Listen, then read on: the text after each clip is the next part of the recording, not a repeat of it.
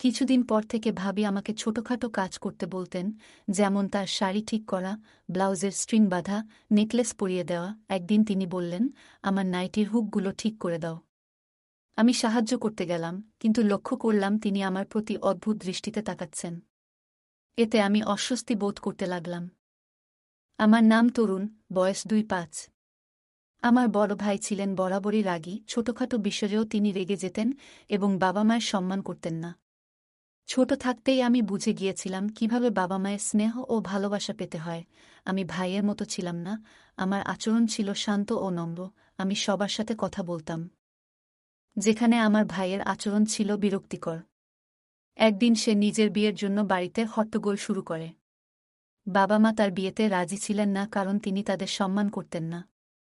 মা ভয় পেয়েছিলেন যে ভাই হয়তো তার স্ত্রীকেও সম্মান করবে না, কিন্তু ভাইও মেয়েটিকে ভালোবাসতেন। সেই মেয়ে তার অফিসে কাজ করত। অবশেষে তারা বিয়ে করলেন এবং ভাই তার নতুন স্ত্রীকে নিয়ে আমাদের বাড়িতে আসেন। ধীরে ধীরে ভাইয়ের আচরণে পরিবর্তন আসতে শুরু করল। তিনি সবার সাথে ভালো থাকতে শুরু করেন। আমার স্কুলের পড়াশোনা প্রায় শেষের পথে। বড় ভাই চলে যাওয়ার প্রস্তুতি নিলেন এবং মা বাবা আমাদের মধ্যে কেউই তাকে বাধা দিল না। আমরা চেষ্টা করেছিলাম বোঝাতে, কিন্তু তারা কেউই ঝগড়ার আসল কারণ বুঝতে রাজি ছিল না। আমার বোনকে সেই দিন বাড়ি ছাড়তে হয়েছিল। মা আমাকে কিছু জানায়নি। ভাই আর বোন নিজেদের পছন্দে বিয়ে করেছিল। তারা প্রথমে সুখে ছিল, কিন্তু ১ বছরের মধ্যেই তাদের মধ্যে ঝগড়া শুরু হয়। নিজেদের পছন্দে বিয়ে করেও তারা একে অপরকে ছেড়ে যেতে রাজি ছিল। ভাইয়ের বিরুদ্ধে নানা অভিযোগ ছিল, আর ছোটবেলা থেকেই আমি তার থেকে দূরে থাকতে চেয়েছিলাম। একদিন ভাই সিদ্ধান্ত নিয়ে অন্য শহরে চলে যাবে কাজ করতে। মা বাবা তাকে থামানোর চেষ্টা করেছিলেন, কিন্তু তিনি কারো কথা শোনেননি। ভাই তার জিনিসপত্র গুছিয়ে অন্য শহরে চলে যায়। মা বাবা তার জন্য চিন্তিত ছিলেন, কিন্তু ভাই ফোন করে জানায় যে তিনি সেখানে ভালো আছেন এবং বেতন থেকে কিছু পাঠাবেন। আমি তাদের বুঝিয়েছিলাম যে ভাই বোকা নন, তিনি বুদ্ধিমান এবং বিয়ের সিদ্ধান্ত তারই ছিল। মা বাবাকে আর চিন্তা করতে হয়নি। এভাবেই অনেক সময় চলে গেল।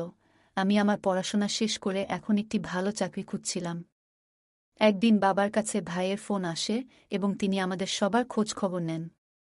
তখনই তিনি জানতে পারলেন যে আমি একটি ভালো চাকরি খুঁজছি। শুনে আমরা সবাই অবাক হয়ে গেলাম। আমি একজন ব্যবসায়ী এবং ভালো অভিজ্ঞতা পেতে একটি ভালো কোম্পানিতে কাজ করতে চাই।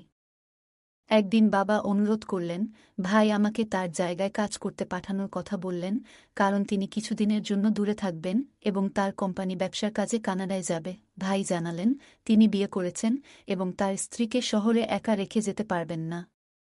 তিনি বললেন, দুঃখিত, আমি তোমাকে জানাইনি। কিন্তু আমার বিয়ে হয়েছে মাত্র ১ মাস। তার স্ত্রী খুবই সংস্কৃতিমনা ও সুন্দর।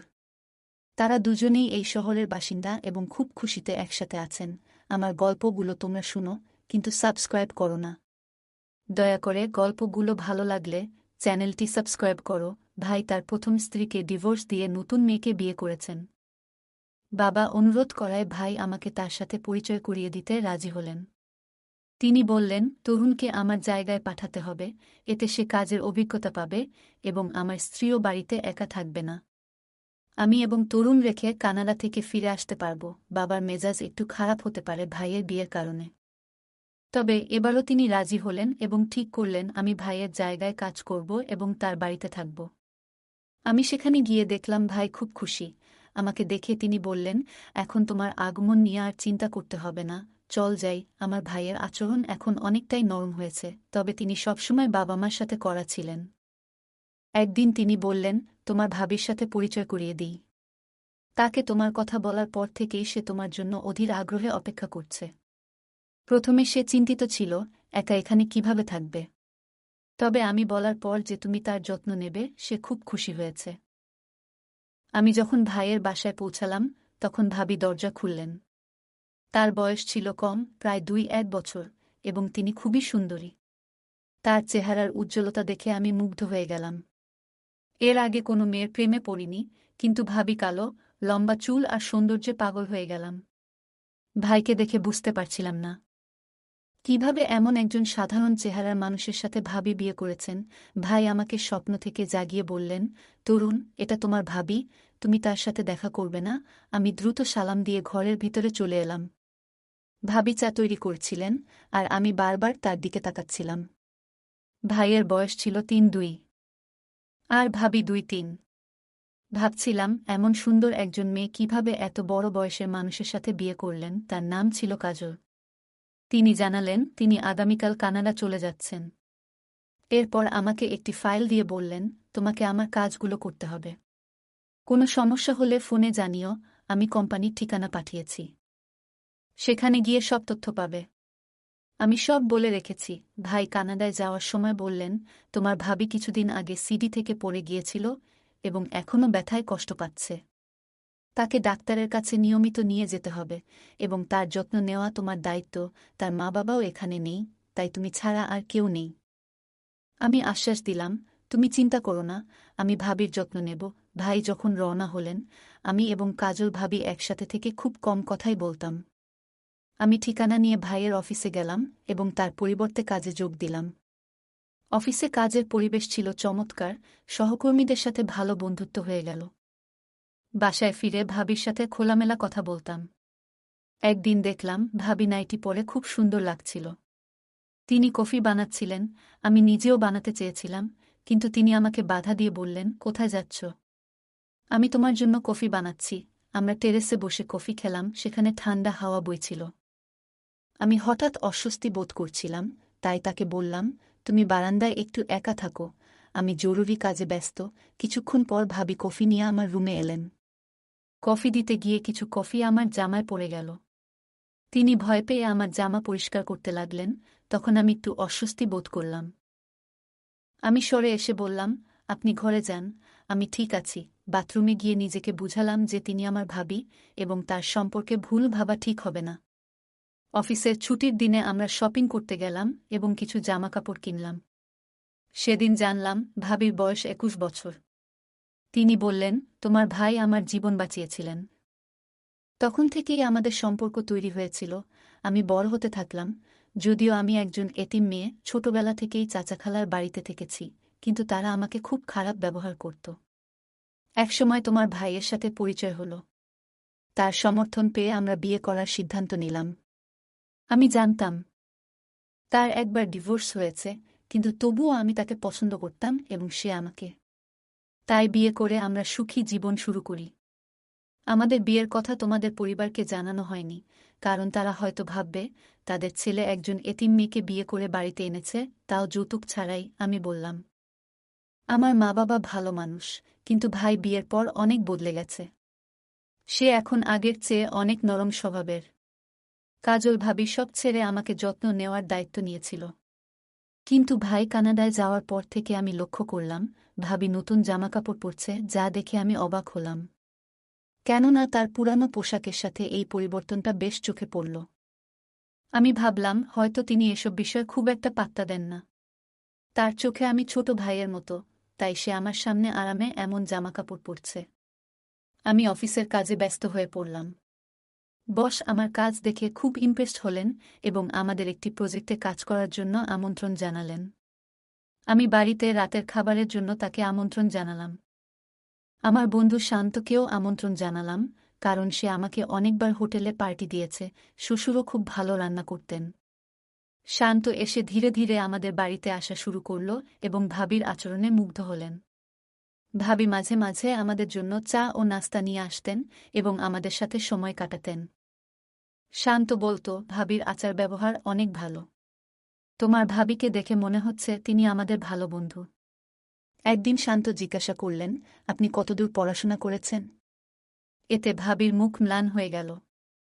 তিনি বললেন, আমার চাচা খালা আমাকে শুধু উচ্চ বিদ্যালয় পর্যন্ত পড়িয়েছেন। এরপর তারা আর পড়াশোনার জন্য টাকা খরচ করতে চায়নি, তাই আমি পড়াশোনা ছেড়ে দিয়েছিলাম। আমি বললাম, এখন তুমি পড়াশোনা করতে পারো। আমার ভাই তোমাকে এই বিষয়ে সমর্থন করবে। আমাদের শহরে খুব ভালো স্কুল আছে। চাইলে তুমি বাড়িতে প্রাইভেট পড়তেও পারো। ভাবি বললেন, আমি কয়েকদিন আগে আহত হয়েছিলাম, যার কারণে শরীরে ব্যথা হয়। আমি এখন পড়াশোনা করতে পারি না, কারণ আমি বিবাহিত এবং আমাকে পরিবারের যত্ন নিতে হয়। ভবিষ্যতে সন্তান হলে আমি পড়াশোনা চালিয়ে যাব। তার কথা শুনে আমি ও শান্ত ভাবিকে আরও উৎসাহিত করলাম। এভাবে আমাদের নতুন জীবনের শুরু হলো, যেখানে আমি ভাবিকে আরও ভালোভাবে চিনলাম এবং আমরা সবাই একসাথে সুখে থাকতে শিখলাম। আমি আমার ভাবিকে বললাম, তুমি খুব ভালো একটা বুদ্ধি দিয়েছ। আমরা সিদ্ধান্ত নিলাম যে তাকে ভর্তি করাবো, কিন্তু ভাবি বলল, এই সিদ্ধান্ত নেওয়ার আগে তোমার ভাইয়ের অনুমতি নিতে হবে। তার অনুমতি পাওয়ার পরেই ভাবি ভর্তি হতে রাজি হল। তিনি বললেন, পড়াশোনার আমার খুব শখ ছিল। আমি বললাম, সবকিছু আমি সামলে নেব, তোমার চিন্তা করার দরকার নেই। ভাবি চিন্তিত মুখে বললেন, কিন্তু আমি স্কুলে গেলে সবাই ঠাট্টা করবে। আমি প্রাইভেট পড়াশোনা করতে চাই, কিন্তু বাসায় বসে পড়লে অনেক কিছুই বুঝতে পারব না। আমি তাকে আশ্বস্ত করলাম, তুমি চিন্তা করো না, আমি তোমাকে সব বুঝিয়ে দেব। আমি তাকে একটি প্রাইভেট স্কুলে ভর্তি করালাম, যেখানে সে বাসায় বসেই পড়াশোনা করতে পারবে। ভাবি এতে খুব খুশি হল। আমি নিয়মিত তাকে সাহায্য করতে লাগলাম। আমাদের বন্ধুত্ব আরও গভীর হতে থাকল এবং ভাবি আমার পরিবারের প্রশংসা করল। এক রাতে ভাবি আমাকে তার রুমে ডেকে নিয়ে গেলেন। তিনি বললেন, আমার পিঠে খুব ব্যথা হচ্ছে, ডাক্তার তেল দিয়েছে। কিন্তু তোমার ভাই যখন মালিশ করত তখন আরাম হতো। এখন সে নেই, তুমি একটু সাহায্য করবে?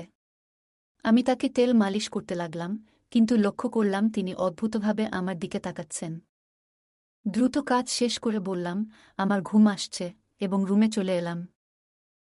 কিছুদিন পর থেকে ভাবি আমাকে ছোটখাটো কাজ করতে বলতেন, যেমন তার শাড়ি ঠিক করা, ব্লাউজের স্ট্রিং বাঁধা, নেকলেস পরিয়ে দেওয়া। একদিন তিনি বললেন, আমার নাইটির হুকগুলো ঠিক করে দাও। আমি সাহায্য করতে গেলাম, কিন্তু লক্ষ্য করলাম তিনি আমার প্রতি অদ্ভুত দৃষ্টিতে তাকাচ্ছেন। এতে আমি অস্বস্তি বোধ করতে লাগলাম এবং ধীরে ধীরে তার থেকে দূরত্ব বজায় রাখতে শুরু করলাম। একদিন তিনি বললেন, তুমি আমাকে নাম ধরে ডাকো, আমি তোমার সমবয়সী। আমি বললাম, না, তুমি আমার ভাবি, আমি তোমাকে সম্মান করতে চাই। এরপর এক রাতে দরজায় টোকা পড়ল। ভাবি এসে বললেন, আজ রাতে তোমার রুমে ঘুমাবো, বাইরে বজ্রপাত হচ্ছে, আমি খুব ভয় পাচ্ছি। আমি বললাম, তুমি শুয়ে পড়ো, আমি জেগে থাকব। এভাবে আমাদের সম্পর্কের মধ্যে কিছুটা দূরত্ব আসতে লাগল, কিন্তু আমি তাকে সম্মানের সাথে সবসময় সাহায্য করে যেতাম। আমি আমার ভাবিকে বললাম, তুমি এত বড় হয়ে ভয় পেও না, আমি তোমার কাছেই আছি। তুমি যদি কোনো সমস্যা অনুভব করো, আমাকে জানাও। তিনি আমার কথায় কান্না দিয়ে আমার বিছানায় শুয়ে পড়লেন। আমি কিছুটা অস্বস্তি নিয়ে পাশে দাঁড়িয়ে রইলাম। তিনি বললেন, তুমি ওখানে কেন দাঁড়িয়ে আছো? এসে শুয়ে পড়ো। কথাগুলো শুনে আমি অদ্ভুত লাগল। আমি বললাম, আমি একটু অফিসের কাজ করব। তারপর ল্যাপটপ নিয়ে বসে পড়লাম এবং ভাবির ঘুমানোর জন্য অপেক্ষা করতে লাগলাম। যখন দেখলাম তিনি গভীর ঘুমে আচ্ছন্ন, তখন আমি ধীরে ধীরে উঠে সোফায় শুয়ে পড়লাম। সকালে তিনি জেগে উঠে জিজ্ঞেস করলেন, তুমি কেন সোফায় শুয়েছিলে?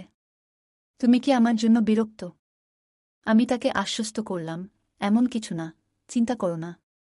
এরপর থেকে ভাবির সাথে আমার কথা কমে গেল। আমি কাজে ব্যস্ত থাকতাম, আর সে মাঝে মাঝে অভিযোগ করত, তুমি আগের মতো আর আমার সাথে কথা বলো না, আমাকে কোথাও নিয়ে যাও না। আমি বললাম, অফিসের কাজে অনেক চাপ, তাই তোমার জন্য সময় বের করতে পারছি না। বলে দুঃখ প্রকাশ করে নিজের রুমে চলে গেলাম এবং দরজা বন্ধ করলাম। কিন্তু সেই রাতেই তিনি আবার আমাকে ডেকে বললেন, আমার কোমরটা একটু মালিশ করে দাও। আমি মালিশ করতে লাগলাম। হঠাৎ তিনি উঠে বসে বললেন, তুমি কি পছন্দ করো সেটাও তো বলো না। আমি বললাম, বই পড়তে আর ঘোড়ায় চড়তে পছন্দ করি। তিনি বললেন, আমিও ঘোড়ায় চড়তে ভালোবাসি। তার কথায় আমি অদ্ভুতভাবে অস্বস্তি বোধ করলাম। আমার শরীর ঘামে ভিজে গেল এবং আমরা দুজনই নীরবে বসে রইলাম। আমি দ্রুত নিজেকে সামলে নিয়ে বললাম, আপনি কি কিছু বলতে চান? তিনি কিছুটা বিভ্রান্ত হয়ে বললেন, তুমি আমাকে ভুল বুঝছ। আমি বললাম, আমি কিছুই ভুল বুঝিনি। বলেই তার রুম থেকে বেরিয়ে এলাম। কিছুদিন পর আমি অফিসে অসুস্থ বোধ করলাম। হঠাৎ শুনি, আমার ভাবি রুম থেকে আমার বন্ধু শান্তের হাসির আওয়াজ ভেসে আসছে। শান্ত বলেছিল সে আজ একটি বিয়েতে যাচ্ছে, কিন্তু সে আমার ভাবির সাথে এখানে কি করছে সেটা আমার কাছে স্পষ্ট ছিল না। আমার কিছু সন্দেহ ছিল, কিন্তু এখন শান্ত আমার সাথে মিথ্যে বলছে। আমি ভাবিনি সে এখানে আসবে।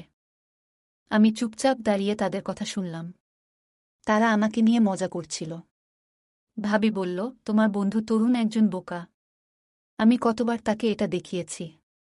তার মধ্যে কোনো পুরুষালী গুণ নেই, তাই সে সবসময় আমার কাছ থেকে লুকিয়ে থাকে। তুমি বরং ম্যানলি, শান্ত হেসে বলল, তরুণকে ছেড়ে দাও, সে ভীতু। আমি হতবাক হয়ে দেখলাম, যা আমার ভাইয়ের অধিকার ছিল তা অন্য কেউ ভোগ করছে। আমার রাগ চরমে উঠল। আমি ঠিক করলাম, ভাইকে সব বলবো। আমি ভাইকে বললাম ভাবির প্রতিটি কাজ সম্পর্কে। এতে ভাবি রেগে গেল। 2 দিন পর ভাই বাড়ি ফিরল এবং ভাবিকে মারধর করে বলল, তুমি পাগলি। আমি তোমাকে ইমপ্রেস করতে বলেছিলাম। ভাই আরও বলল, তরুণ, আমি একজন পুরুষ নই এবং আমার পরিবারের উত্তরাধিকারী চেয়েছিলাম। আমার প্রথম স্ত্রীও আমাকে নপুংসক বলেছিল। তাই আমি চাইছিলাম তুমি আমার বউয়ের সাথে সম্পর্ক স্থাপন করো, যাতে আমার বউ তোমার সন্তানের মা হতে পারে। আমি স্তব্ধ হয়ে গেলাম। ভাবি বলল, আমি অনেক চেষ্টা করেছি তোমার ভাইকে ইমপ্রেস করার, কিন্তু সে আমার জালে আটকা পড়েনি। এখন আমি তার বন্ধুকে দত্তক নিয়েছি। আমি আমার কানকে বিশ্বাস করতে পারছিলাম না। ভাই হঠাৎ আমার মাথায় লাঠি দিয়ে আঘাত করলে আমি অজ্ঞান হয়ে যাই। যখন আমি জেগে উঠলাম, দেখি হাত পা বাঁধা। বাইরে থেকে শোনা গেল, ভাই বলছে, ওকে ঘরে বন্দি রাখতে হবে, যাতে সব সত্যি বলে না দেয়। ভাবি বলল, আমি ঘুমের ওষুধ খাইয়ে দেব। আমি পালানোর চেষ্টা করলাম, কিন্তু জানালার দিকে তাকাতেই দেখি শান্ত রুমে ঢুকছে। সে আমাকে খুলতে শুরু করল। আমি রেগে গিয়েছিলাম, কিন্তু সে বলল, তোমার ভাবি খারাপ মহিলা। আমি জানতে পেরেছি তোমার ভাবি আর ভাইও জড়িত। তাই আমি তোমাকে বাঁচাতে এসেছি। আমার হৃদয়ে তার প্রতি ভালোবাসা বেড়ে গেল। আমরা দুজনেই সেখান থেকে পালিয়ে গেলাম। মাঝে মাঝে সত্য বলাই কঠিন হয়ে যায়। আমার বাবা মাকে পুরো ঘটনা জানাতে হয়েছিল। তারা দ্রুত বাড়ি আসতে বললেন। বাড়ি পৌঁছাতেই বাবা আমার ভাইকে ফোন করে বললেন যে তিনি আর তার মুখ দেখতে চান না এবং সম্পত্তি থেকে উচ্ছেদ করছেন। বাবা মা বললেন, তুমি ছোটবেলা থেকে জেদি আর খারাপ আচরণ করেছ, কিন্তু এমন জঘন্য কাজ করবে ভাবিনি। বাবা মা ভাইয়ের সাথে সব সম্পর্ক ছিন্ন করলেন। ভাই ক্ষমা চেয়েছিল, কিন্তু বাবা মা তা শুনেননি। তারা আমাকে জড়িয়ে ধরে ঈশ্বরকে ধন্যবাদ জানালেন যে আমি নিরাপদে ফিরেছি। বললেন, তুমি এখন কোথাও যাবে না, এখানেই থাকবে আর কাজ করবে। আমি এখন আমার শহরে থাকি এবং কাজ করি। ভাইয়ের সাথে কোনো সম্পর্ক রাখিনি। সে আর আমাদের বাড়িতেও আসে না। তার খারাপ খ্যাতি মুছতে চেয়েছিল, কিন্তু সফল হয়নি। সে তার ছোট ভাইকে আড়ালে রাখার চেষ্টা করেছে, কিন্তু তার স্ত্রী এবং আমার সম্পর্কের কথা কখনো ভাবেনি। কিছু সম্পর্ক এমনই হয়। গল্পটা কেমন লাগলো জানাতে ভুলবে না। আরও মজার মজার রোমান্টিক গল্প শুনতে চাইলে ভিডিওটি লাইক, শেয়ার এবং চ্যানেলটি সাবস্ক্রাইব করতে ভুলবে না। ধন্যবাদ।